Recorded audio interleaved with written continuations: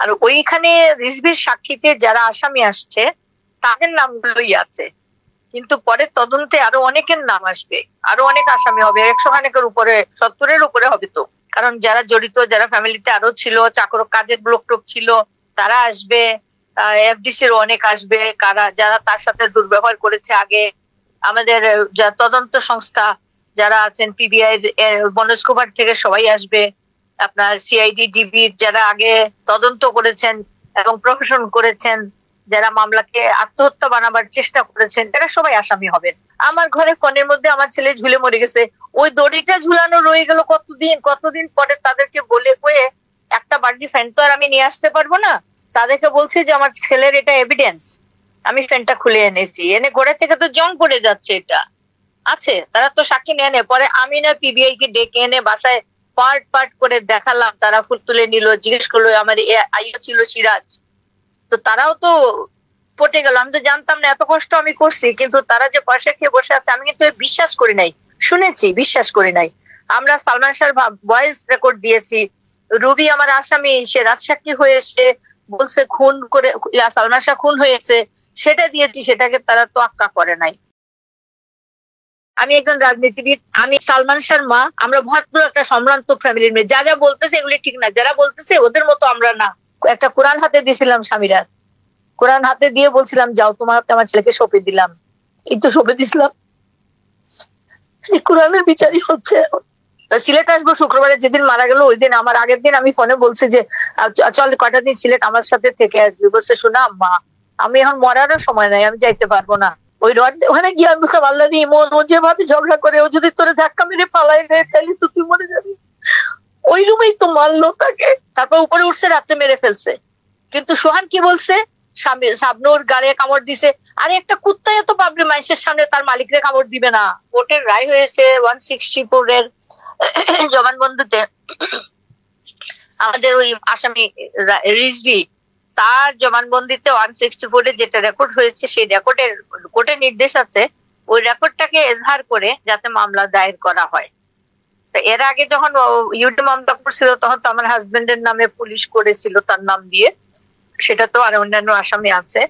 আর ওইখানে রিজভির সাক্ষীতে যারা আসামি আসছে তাদের নামগুলোই আছে, কিন্তু পরে তদন্তে আরো অনেকের নাম আসবে, আরো অনেক আসামি হবে, 100 খানেকের উপরে, 70-এর উপরে হবে। তো কারণ যারা জড়িত, যারা ফ্যামিলিতে আরো ছিল, চাকর কাজের লোক টোক ছিল, তারা আসবে, এফডিসির অনেক আসবে, যারা তার সাথে দুর্ব্যবহার করেছে আগে, আমাদের তদন্ত সংস্থা যারা আছেন, পিবিআই, মনোজ কুমার থেকে সবাই আসবে, আপনার সিআইডি, ডিবির যারা আগে তদন্ত করেছেন এবং প্রশাসন করেছেন, যারা মামলাকে আত্মহত্যা বানাবার চেষ্টা করেছেন, তারা সবাই আসামি হবেন। তাহলে এতদিন আসলে মানে কেন এই তদন্তটা হলো না? বা যে আমরা দেখলাম লাস্ট সালমান শাহর সেই বাসায় পুলিশ গিয়েছে, তদন্ত করেছে, এতদিন কেন আসলে এটা তাহলে কিছুটা ধামা চাপা পড়ে ছিল? বা কারা এটার পিছনে ছিল আসলে? এতদিন তারা গেল না কেন, দেখালো না কেন, করলো না, এটা তো আমারও প্রশ্ন। আমার ঘরে ফোনের মধ্যে আমার ছেলে ঝুলে মরে গেছে, ওই দড়িটা ঝুলানো রয়ে গেল কতদিন পরে তাদেরকে বলে কয়ে একটা বাড়তি ফ্যান তো আর আমি নিয়ে আসতে পারবো না।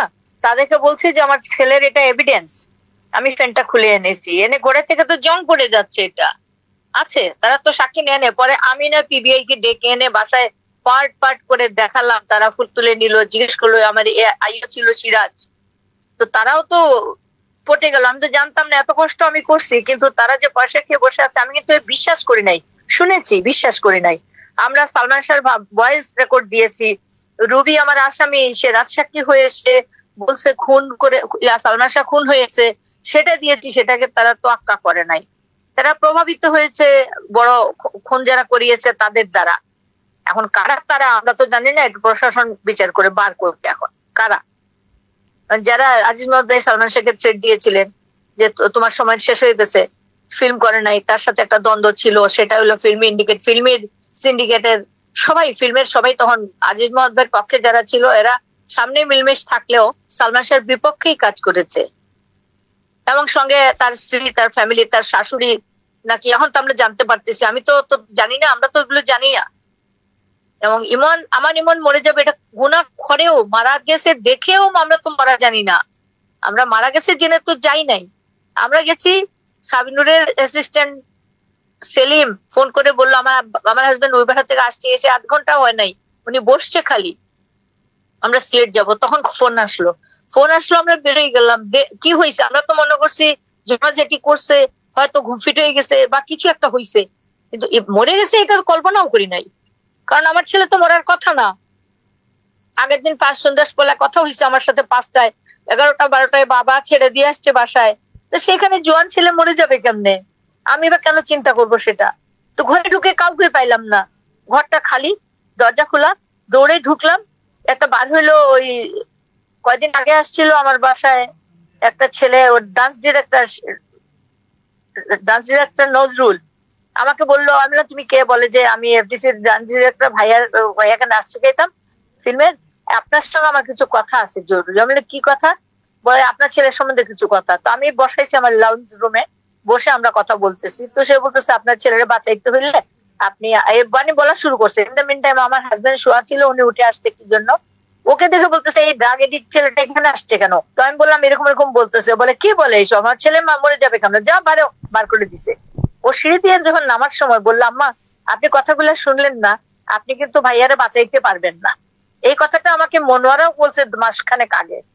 ভাইয়ারে বাঁচাইতে হলে, ওরা শুটিং এ গেছে, আমার কাছে পাখি কতগুলা ছিল ওগুলা রেখে যাইতো আমার বাসায়, আর কাজের বুয়াটা আমার বাসায় রেখে গেছে। তখন বলছিল, তো আমি বলছি এবার মনোয়ারা তোমাদের বান্দিয়ানার স্বভাব গেল না, তুমি বউর পিছনে লাগাইতে আসছো আমার কাছে। তখন বলছে আম্মা আমার কথাগুলো একটু গুরুত্ব দিয়ে না, মা ভাইয়াকে বাদিকে আপনার কাছে নিয়ে আসেন, নাইলে বাঁচাইতে পারবেন না ভাইয়ারে। তো যখন উঠলাম ওই বাসায়, তখন দেখি ওই নজরুল শেখ খালিগা, একটা জিন্সের প্যান্ট গুটানো হাঁটুর নিচ পর্যন্ত, কান্দে একটা ভিজা লাল গামছা, আর কোলে ওই ডলির ছেলে ছোট বাচ্চাটা, যেটা আমার কাছে আকরানি ছিল, ওটা সামিরার মার বাসায় নিয়ে গেছিল বাগাইয়া।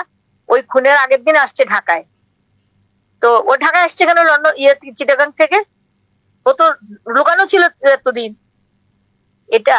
তারপরে ঘরের মধ্যে একটা মানুষ, সামিরাকেও দেখলাম না, কাউকে দেখলাম না, খালি কিচেনের মধ্যে একটা আওয়াজ শুনছি, টুকটাক শব্দ হচ্ছে। যখন ইমনকে নিয়ে আমরা বিছনা থেকে, আবুল পালাই গেলো, তেল দেওয়াতে ছিল, ডাক্তার আনতেছে বলে আর আসলো না ফিরত। একটা লোক বসা ছিল খাটের উপরে, উঁচা লম্বা 6 ফিট, কালো, একটু ভীম ধরনের বিকট, আমরা চিনি না ওকে। আমরা ঢোকার পরে লোকটা বের হয়ে চলে গেছে। আর মনে হয় পার্লারের একটা মেয়ে, দুজনে আবুল আর ওই মেয়েটা তেল দিচ্ছিল, ওরা আমরা ঢুকছি পরে ঢুকে চলে গেল। এখন আমরা কি করব, আমি যখন দেখলাম আমার ছেলে নীল হয়ে যাচ্ছে, নখ, তারপরে ঠোঁট, আমি বললাম এখানে ডাক্তার, বলে আবুল ডাক্তার আনতে গেছে। আবুল তো আর আসেই না, আর আজ পর্যন্ত দেখি নাই আবুলকে। 9 দিন পরে তার ঘর যখন খুলছিল, তখন ওই সামিরার বাপ মার সাথে দেখছিলাম ওই বাসায়। মাকে কিন্তু খুব সুন্দর ভাবে তারা রাখছে, মাকে কিছুতে আনে নাই। ওর মা এখন তো রিজবির সাক্ষীতে আসছে, তার মারই প্ররোচনা এগুলা হয়েছে, বাপও ছিল, সবাই ইনভলভ। ওইখানে আবুলকে শুনছি 9 দিন পরে বলতে, যখন পুলিশ আমাদের বাসা সার্চ করতেছে, সব রেকর্ড করতেছে, আবুল বলতেছিল সামিরার বাবাকে যে স্যার আপনি এটা কি করলেন, কাঁদতেছে, বলতেছে আমাকে কইছিলেন না আপনারা আমার বাঁচাই দিবেন। তখন উনি বলছে চুপ কর। পরে শুনছি যে তাকে 70,000 টাকা দিয়ে তাকে কি গরুর খাবার না কি একটা করে দেওয়া হয়েছে। চাকর, আমার ঘরের চাকর চাকরানি সবাই গেল কোথায়, আমার ছেলের ঘর মানে আমার ঘর, এরা গেল কোথায়, আর আমার আয়ত্তে থাকার কথা না, এরা তো সব। আচ্ছা, আরেকটা বিষয় আমি জানতে চাই, সেটি হচ্ছে যে সামিরার সাথে কি আসলে সালমান শাহ যখন নায়িকাদের সাথে, যেমন মৌসুমীর সাথে কিংবা হচ্ছে শাবনূরের সাথে যখন জুটি হতেন বা হয়ে কাজ করতেন, এগুলো কি কোনো কারণে সামিরা জেলাসি ছিল আপনার কাছে মনে হয়, কখন আপনি টের পেয়েছিলেন এরকম বিষয়? অবশ্যই ছিল। একটা ঘটনা আমি বলি, এটা বোধহয় কাউকেই বলি নাই। সিলেট গেলাম আমরা, ওই মাঝখানে আমি তো সপ্তাহে সিলেট যেতাম, আমার নির্বাচনী এলাকা ওইটা মৌলভীবাজার, ওখানে গেছি আমরা। তো ঈদের সময় সামিরা, ঈদের সময় ওখানে সব পলিটিক্যাল লোক, আমার এরিয়ার লোকজন থাকে, আমি সেখানে কুরবানি করছি। তো ঈদের আগের দিন ইমন যাওয়ার কথা, আগের দিন যায় নাই, সকালে রওনা দিতে তারা দুপুরে বিকালে গেছে আমার বাসায়। তো ওইখানে যাওয়ার আগে আমি সিলেট চলে গেছিলাম। সিলেট থেকে আসার পথে রাস্তায় একটা অ্যাক্সিডেন্ট হয়ে গেছে আমার গাড়ি হয়ে, তো আমরা বাসায় আসছি, এটা শুনে ইমন তো সকালে রওনা দিয়ে পৌঁছাইছে বাসায়। তো যাই হোক, বসার পরে গাড়িটাই তুলে আমরা রওনা দিয়েছি। তো আমরা আসতেছি, যেমন ইমনের আব্বার সামনে, পিছনে সারান, আমি আর সামিরা, 3 জন বসা। তো ফেরিঘাটে এইসব জায়গায় আটকায়, তো আটকাইলে তো সালমান শাহকে দেখতেছে, চিনে, আমাকেও চিনে, এরা গাড়ি ভিড় করে যাচ্ছে। তো কেউ বলতেছে, আমাকে বলতেছে যে শাবানা, ববিতা, এরকম মানুষ তো চিনে না, সাধারণ মানুষ। ওই গাড়িতে ঝগড়া লেগে গেছে, ওকে শাবানা বলছে বলে আই রে ঝগড়া সালমান শাহর সাথে, হ্যাঁ আমার এই বলছে ওই বলছে ওই বলছে। তখন না পেরে সে বলছে কোথাও তুমি আমার সাথে আর যাবা না, তোমাকে শাবানা বলে শাবানা কি ফেলনা মানুষ, এরকম বলছে।